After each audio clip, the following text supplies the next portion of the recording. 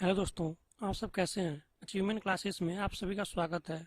आज से हम ज्योग्राफी का एक सीरीज शुरू करने वाले हैं, जिसका यह पहला लेक्चर है। और इस लेक्चर में हम देखेंगे ब्रह्मांड की उत्पत्ति कैसे हुई, और हम इसी लेक्चर में देखेंगे कि तारों की उत्पत्ति कैसे हुई। तो चलिए दोस्तों, शुरू करते हैं। ब्रह्मांड की उत्पत्ति कैसे हुई, तो हम कुछ अवधारणाओं से शुरू करेंगे। इस जो पहली अवधारणा है, भूकेंद्रीय सिद्धांत। दोस्तों, इसे क्लॉडियस टोलेमी ने प्रतिपादित किया था, और क्लॉडियस टोलेमी मिस्र और यूनान के एक खगोलशास्त्री थे।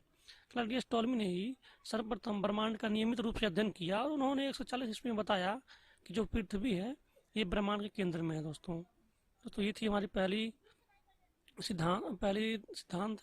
हम दूसरी सिद्धांत को शुरू करते हैं। सूर्य केंद्रीय सिद्धांत, जिसे हम इंग्लिश में हेलियोसेंट्रिक थियरी भी बोलते हैं दोस्तों। तो इसके प्रतिपादक निकोलस कोपर्निकस हैं दोस्तों। उन्होंने ब्रह्मांड का अध्ययन किया, और उन्होंने ये बताया कि जो सूर्य है ये ब्रह्मांड के केंद्र में है, अन्य ग्रह इसकी परिक्रमा कर रहे हैं, और जिसके कारण खगोलशास्त्र के अध्ययन में क्रांतिकारी परिवर्तन आया। और इसी कारण से निकोलस कोपर्निकस को आधुनिक खगोलशास्त्र का जनक माना जाने लगा। दोस्तों, हम बात करते हैं गैलीलियो की। गैलीलियो ने 1610 ईस्वी में दूरबीन का आविष्कार किया दोस्तों, जिससे ब्रह्मांड के अध्ययन में एक नई दिशा आ गई। और दोस्तों एक और है हमारे पास, जोहानेस कैपलर है, इनको हम पढ़ते हैं। इन्होंने सर्वप्रथम 16वीं शताब्दी में ग्रही कक्षाओं के नियम की खोज की थी। जो ग्रह होते हैं वो एक परिधि के रूप में अपने सूर्य की परिक्रमा लगाते हैं, उसे हम ग्रही कक्षा कहते हैं। उसकी इन्होंने सर्वप्रथम खोज की थी। इन्होंने भी कहा था जो सूर्य है ये ब्रह्मांड के केंद्र में है, इसलिए इन्हें नवीन खगोल शास्त्र का जनक कहा जाता है। दोस्तों, ब्रिटेन के खगोल शास्त्री थे विलियम हर्सले। इन्होंने दूरबीन की सहायता से पहली बार देखा, ब्रह्मांड का अध्ययन किया, और 1850 में स्पष्ट कर दिया कि जो सौरमंडल है ये आकाशगंगा का एक अंश मात्र है, न कि आकाशगंगा के केंद्र में है, या फिर ब्रह्मांड के केंद्र में है। दोस्तों, हम अगले पॉइंट को शुरू करते हैं। हम देखते हैं यहाँ पर हम मिश्रित ब्रह्मांड का सिद्धांत है। यहाँ पे तीसरा सिद्धांत हम देखते हैं, जो ब्रह्मांड की उत्पत्ति संबंधी सिद्धांत है। इसमें पहला पॉइंट है दोस्तों, जो एडविन हबल है, इन्होंने मिश्रित ब्रह्मांड के सिद्धांत का प्रतिपादन किया था। इन्होंने मिश्रित ब्रह्मांड का सिद्धांत दिया था, एडविन हबल। इन्होंने टेलीस्कोप से देखा और ये बताया कि दो आकाशगंगाओं के बीच की दूरी बढ़ रही है, अर्थात ब्रह्मांड फैलता जा रहा है और एक दिन एक ही बिंदु पर आ जाएगा, यानी कि महाक्रंच हो जाएगा। और 1925 में ही एडविन हबल ने यह स्पष्ट कर दिया कि जो हमें ब्रह्मांड का हिस्सा दिखाई देता है वो 250 करोड़ प्रकाश वर्ष दूर है हमसे। अब ये देखिए दोस्तों, सबसे इम्पोर्टेंट थियरी आ गई, महाविस्फोट सिद्धांत, जिसे हम बिग बैंग थियरी के नाम से जानते हैं। ये ब्रह्मांड का विस्तृत ब्रह्मांड परिकल्पना भी कहते हैं दोस्तों हम। ये सबसे सर्वमान्य थियरी है। अभी तक हमने जितनी थियरियों को पढ़ा है वो उतनी सर्वमान्य नहीं है, लेकिन ये सबसे ज़्यादा सर्वमान्य थियरी है। इसे जॉर्ज लेमेंटेयर ने प्रतिपादित किया था, उन्होंने इसे दिया था। और महाविस्फोट सिद्धांत के अनुसार, यानी जॉर्ज लेमेंटेयर जो दिए हैं महाविस्फोट सिद्धांत, इनके अनुसार जो ब्रह्मांड का विस्तार है ये 3 अवस्थाओं में होगा। चलिए हम देखते हैं पहली अवस्था कौन सी है, और दूसरी अवस्था कौन सी है, और तीसरी अवस्था कौन सी है। पहली अवस्था के अनुसार सभी पदार्थ एक छोटे गोलक के रूप में एक ही जगह पर स्थित थे। वो अलग अलग स्थित नहीं थे। जितने भी पदार्थ आज हम देखते हैं ब्रह्मांड में, जो भी पदार्थ हैं, ये सारे पदार्थ एक ही जगह पर स्थित थे, न कि अलग अलग थे स्थित। इसका आयतन अत्यधिक सूक्ष्म था, तापमान और घनत्व अनंत था। दूसरी अवस्था को हम लोग देखते हैं। अत्यधिक संकेंद्रण के कारण बिंदु में आकाश में विस्फोट हो गया।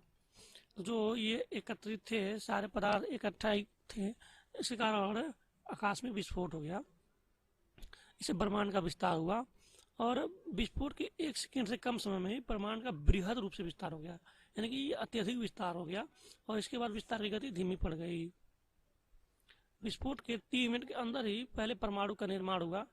हम जानते हैं न्यूट्रॉन प्रोटॉन, सारे परमाणु का निर्माण तभी हुआ।